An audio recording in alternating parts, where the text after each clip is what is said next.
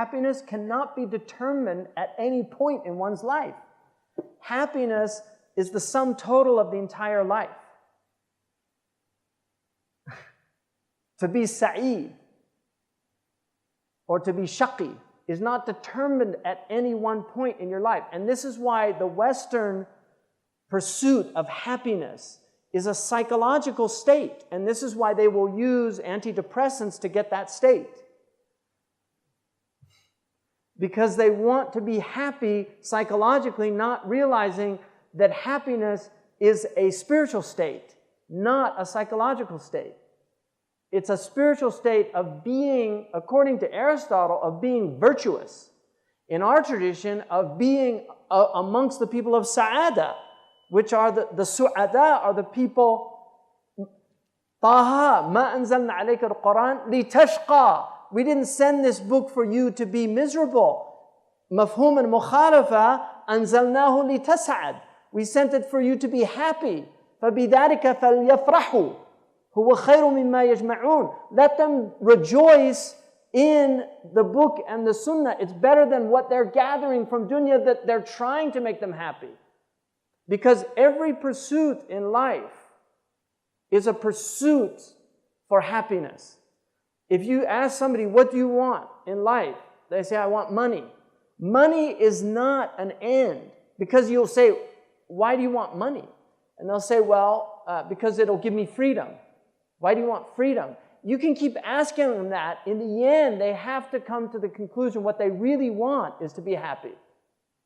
And that's why happiness is an end in itself. It's not a means to another thing. I'm not happy to fall in love. I fall in love to be happy. I'm not pursuing wealth merely to the pursuit of what, unless it's pathological. Because you can have, like, there are people that are pathological, they're diseased people. They have pathologies, like the miser who collects wealth. He doesn't benefit from it. He's actually poor because wealth is what you use. It's not what you have. Your rizq, there's a khilaf amongst the ulama, but the rizq really is what you use, not what you have.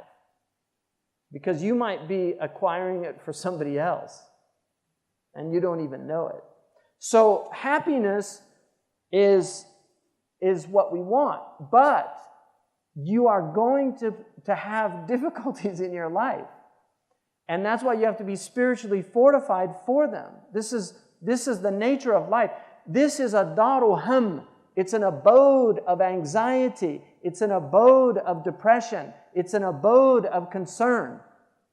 Right? This is the great noble truth that, the Eastern traditions, that life is suffering. Life is suffering in that the nature of life is its impermanence. And things that are impermanent will never give you true satisfaction. The only thing that will satisfy you in life is what's permanent. And the only thing that is permanent is Allah subhanahu wa ta'ala. And this is why no matter what you're going after in dunya, it's all an illusion that you're pursuing if you're not pursuing Allah subhanahu wa ta'ala. To be in a state of knowing your Lord. Because with that comes happiness. With that comes contentment. And this is why the awliya are the most contented people in the world. Nothing phases them. It doesn't mean they don't have fear. أَوْجَسَ فِي نَفْسِهِ خِيفَةً. They can have fear. It doesn't mean they don't get depressed. The Prophet ﷺ got depressed. We know that he had huzn. When his son died, he grieved. Grief is a human condition. It's not a negative thing. In fact, grief can open up a door that might have been closed before it happened. And Allah will often put grief into your life in order for you to call on Him and come back to Allah subhanahu wa ta'ala. And that's why you have to embrace that gift. Because if you're a believer, it's a gift. You might not see it, but it is a gift. This is our belief. عَجَبًا لِأَمْرِ الْمُؤْمِنِ فَإِنَّ أَمْرَهُ كُلَّهُ لَهُ خَيْرٌ. Sahih Muslim, Suhaib al-Rumi said, our Prophet ﷺ said, how wondrous is the believer's affair because all of it is good. إِنْ ابْتَدَاهُ صَبَرٌ. If He tries him, if God tries you, He's patient. And if he gives you, he's grateful. Now, there are those who will see the gift in the tribulation, and then that's the highest maqam. قَلِيلٌ مِّنْ عِبَادِيَ الشَّكُورِ. Few of my servants are always grateful. Shakur is always grateful. Right? And what does Iblis want? He wants to make sure that we're not grateful. That's his whole game, is to remove gratitude from your heart. So either you have patience or you have gratitude. But to be in any other state is to be in a dangerous state. And shaitan wants you, he says you will find most of them aren't grateful. That's what he wants, ingratitude. Why? Because he's an ingrate. Kufr means ingratitude. Kufran and ni'mah. Iblis is an ingrate. And this is why I see Muslims now, they complain all the time. They complain about their hukam. They complain about their social conditions, their economic conditions. It's all complaining. That's all Muslims do. We are the best complainers on the planet. And the thing about complaining, Allah will just give you more to complain about. You want something to really complain about?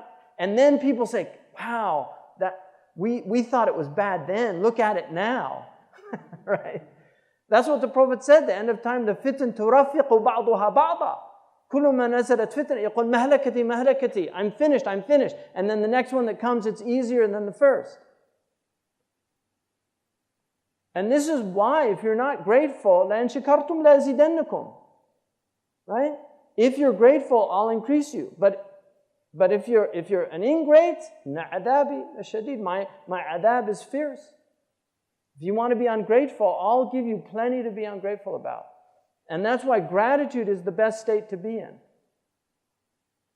The best state to be in is to be in a state of just thanking Allah subhanahu wa ta'ala. If you're in aman, thank God you're not in chaos. If you're in chaos, right, thank God you have iman. At least you have some frame to understand it. Because there's people in chaos that lose their faith. Right? And the idea of losing faith, I mean, may Allah not try any of us with great tribulations, but the whole point of faith, and the new atheists, their argument is that faith is unreasoned belief. For us, it's not. It's reasonable. Our religion is a religion, the Quran is filled with proofs. Look at the dead earth, how we brought it to life. Don't you think we can do that to you? Use your brain. Do you think this all came out of nothing? Do you think you were created for no reason? Right? أَيَحْسُبُ الْإِنسَانَ أَنْ يُتْرَكَ سُدًى? Does he think he's just going to be left without any reckoning? That he can go and do all this horrible stuff in the world, to oppress people, steal their wealth, rape their children, right? Do all these terrible things, and what? Nothing's going to happen to them? So, these three, the ظَالِمٌ لِنَفْسِهِ, the one oppressing himself, the muqtasid, and the sabiqun bil khairat, they are all part of this ummah, if they're believers. And this is why يَدْخُلُونَ جَنَّةُ عَدْنٍ يَدْخُلُونَهَا. All of them will enter into paradise. Maybe they'll have a period of purification. Right? They might have to go through some type of pasteurization, the flash heating, and to remove all the impurities. That's possible. Qala ibn Abbas wa ibn Mas'ud, two of the greatest of the interpreters of our religion from amongst the Sahaba. Al-asnafu wa-thalathatu kulluha fi hadhihi al-ummati al-Muhammadiyyati wa kulluhum fil jannah. All of them are part of the Prophet's ummah, and all of them are in paradise. And that's why don't belittle people. If you see a mubtala, if you see a Muslim who's in tribulation, if he's smoking, drinking, if he still has La ilaha illallah Muhammad Rasulullah, he's from the ummah. And he has hurmah.